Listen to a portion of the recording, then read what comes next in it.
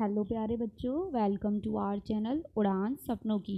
आज हम करेंगे क्लास 9th की गणित की वर्कशीट नंबर 11, जो कि आपकी डेट 30 जुलाई की है। परिमाप और क्षेत्रफल के बारे में हम पढ़ेंगे। किसी समतल आकृति की सीमा के चारों ओर की दूरी उसकी परिमाप कहलाती है। परिमाप कहलाती है मतलब कि ये अगर आपकी शेप है, इसके हम चारों तरफ चक्कर लगाएंगे तो ये इसका क्या कहलाएगा? परिमाप कहलाएगा। किसी बंद समतल आकृति द्वारा घेरे हुए क्षेत्र को उसका क्षेत्रफल कहते हैं। तो ये जो एरिया घेर रखा है इसको हम क्या कहेंगे? क्षेत्रफल कहेंगे। नीचे दिए गए प्रश्नों के उत्तर देने के लिए आपको क्षेत्रफल या परिमाप में से क्या ज्ञात करने की आवश्यकता होगी? रिक्त स्थानों में अपना उत्तर लिखिए। ठीक है। एक शामपट कितनी जगह घेरता है? तो जगह पूछा ना कितनी घेरता है, तो क्या आएगा आपका? क्षेत्रफल। फिर है एक आयताकार फूलों की क्यारी के चारों ओर बाड़ लगाने के लिए आवश्यक तार की लंबाई। तो देखिए ये आयताकार है, इसके चारों तरफ लगाना है, चारों साइड लगाना है, तो ये आपका क्या निकलेगा यहाँ पे? परिमाप। ठीक है, चारों साइड जहाँ भी बात आ गई वहाँ परिमाप हो जाएगा। तीसरा है एक तिकोना पार्क है, तिकोना मतलब ट्राइंगल की शेप में पार्क है, उसके चारों ओर 2 बार चक्कर लगाना है आपको। कितनी दूरी तय करेंगे? तो फिर वही चारों ओर चक्कर लगाना है, तो यहाँ पे भी आपका क्या निकलेगा? परिमाप निकलेगा। फोर्थ पूछा है एक आयताकार स्विमिंग पूल को ढकने के लिए आपको कितने प्लास्टिक शीट की ज़रूरत होगी? ढकना है मतलब पूरा कवर करना है, तो इसलिए हमारा क्या होगा यहाँ पे? क्षेत्रफल। ठीक है, चलिए आगे देखते हैं। आइए हम परिमाप तथा क्षेत्रफल से संबंधित कुछ सूत्रों को दोहराते हैं। तो कुछ फॉर्मूले हैं, इजी है, आप सब पढ़कर आए हुए हैं। आयत का क्षेत्रफल होता है लंबाई गुणा चौड़ाई। ठीक है, और आयत का परिमाप होता है 2 गुणा लंबाई प्लस 2 गुणा चौड़ाई। यहाँ हम इसको ऐसे लिखते हैं 2 गुणा लंबाई जमा चौड़ाई। यहाँ देखिए आयत है, आयत की लंबाई 5 है, आयत की चौड़ाई 3 है, तो वही फॉर्मूला लगा दीजिए। 5 गुणा 3 15 वर्ग सेंटीमीटर इसका आंसर क्षेत्रफल हो जाएगा। और यहाँ पे 5 और 3 8 और 19 16 सेंटीमीटर इसका क्या हो जाएगा? परिमाप हो जाएगा। वर्ग दे रखा है, वर्ग में देखिए भुजा कितनी दे रखी है? 3, तो वर्ग का क्षेत्रफल होता है भुजा गुणा भुजा, यानी कि 3 गुणा 3 9 सेंटीमीटर स्क्वायर। परिमाप होता है 4 गुणा भुजा, 4 गुणा 3 बराबर 12 सेंटीमीटर इसका क्या आ जाएगा? परिमाप आ जाएगा। फिर है त्रिभुज का क्षेत्रफल 1/2 गुणा आधार गुणा ऊंचाई होता है। यह हमारा त्रिभुज है, इसका आधार 4 सेंटीमीटर है और ऊंचाई 3 सेंटीमीटर है और ये कर्ण है। ठीक है, तो यहाँ से आधार हमारा कितना आ गया? 4, ऊंचाई कितनी आ जाएगी हमारी? 3, तो ये 2 से 2 कट जाएगा, 2 3 6 सेंटीमीटर स्क्वायर आपका आंसर आ जाएगा। या यहाँ पे इसको काट दीजिए।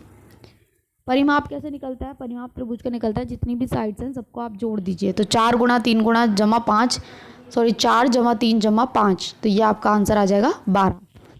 अब आइए आप खुद प्रयास कीजिए, तो ये बहुत ईजी है। नीचे दी गई आकृतियों का परिमाप और क्षेत्रफल ज्ञात कीजिए।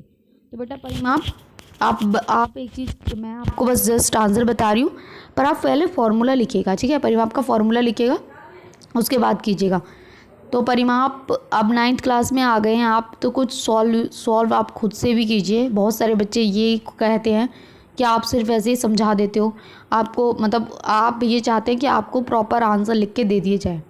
मैथ्स है, ये मैथ सब्जेक्ट है, आपका समझना बहुत ज़रूरी है, तो खुद से भी ट्राई कीजिए। तो देखिए परिमाप जो होता है, मैं बस फॉर्मूले बोल रही हूँ, आप खुद से लिखेंगे, ऊपर लिखे हुए हैं। परिमाप जो होता है हमारा वर्ग का 4 गुणा भुजा होता है। चलिए मैं थोड़ा सा लिख ही देती हूँ। तो हमारी भुजा क्या है? 4, तो 4 चौक 16 सेंटीमीटर, सेंटीमीटर में तो सेंटीमीटर। फिर है क्षेत्रफल, क्षेत्रफल होता है आपका भुजा गुणा भुजा। ठीक है, भुजा गुणा भुजा, तो ये हमारा कितना हो जाएगा? 4 गुणा 4, तो 4 चौक 16 सेंटीमीटर स्क्वायर। क्लियर है? आयत देखते हैं, आयत का परिमाप क्या होता है? 2L + B। ठीक है, तो L हमारा क्या है? लंबाई 3 है और चौड़ाई 2 है, तो ये कितना हो जाएगा? 2 गुणा 3 दूनी 5 दूनी 10। ठीक है, 10 सेंटीमीटर आपका आंसर आ जाएगा। क्षेत्रफल क्या होता है? आयत का लंबाई गुणा चौड़ाई, यानी कि 3 गुणा 2, तो ये भी कितना आएगा आपका? 6 सेंटीमीटर स्क्वायर। क्लियर है? आप देखिए नीचे ट्राइंगल दिया हुआ है, ट्राइंगल का जो परिमाप होता है वो तीनों साइड को हम जोड़ देते हैं। 5 जमा 5 जमा 6, तो ये कितना आ जाएगा? 5 और 5 10 और 6 16 सेंटीमीटर। क्षेत्रफल क्या कैसे निकालते हैं? Half into base into height. ठीक है। तो बेस मतलब आधार, आधार हमारा 6 है, हाइट हमारी ये है 4, ठीक है। 2 से काटेंगे, 2 दूनी 4 तो 6 दूनी 12 सेंटीमीटर स्क्वायर आपका क्षेत्रफल आ गया। चलिए अब आगे क्वेश्चन देखते हैं। सेकंड क्वेश्चन है, एक वर्गाकार क्षेत्र का क्षेत्रफल ज्ञात कीजिए जिसका परिमाप 320 मीटर है। तो हम क्या करेंगे, पहले परिमाप से क्या करेंगे, वर्गाकार की हम साइड निकालेंगे, भुजा निकालेंगे, क्योंकि क्षेत्रफल के लिए हमें भुजा गुणा भुजा चाहिए होता है, ठीक है। थर्ड क्वेश्चन है, एक आयताकार भूखंड की चौड़ाई ज्ञात कीजिए यदि इसका क्षेत्रफल 440 वर्ग मीटर है और लंबाई 22 मीटर है। ये तो बहुत ही ईजी है। चलिए अब हम आंसर देखते हैं इनके वन बाय वन। तो अब हम देखते हैं क्वेश्चन नंबर 2।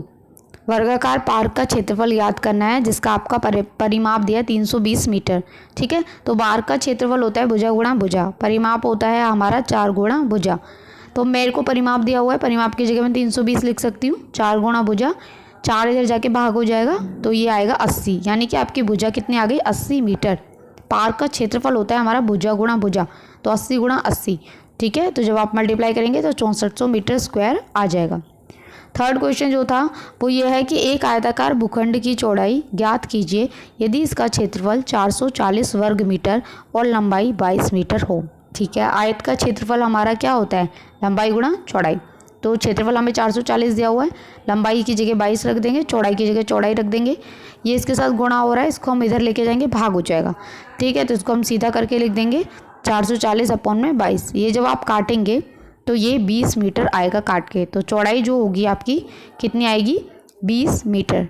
क्वेश्चंस बहुत इजी थे, आई होप आपको अच्छे से समझ में आए हो। तो चैनल को लाइक करें, सब्सक्राइब करें, कमेंट करें और अपने फ्रेंड्स के साथ शेयर ज़रूर करें। Thanks for watching.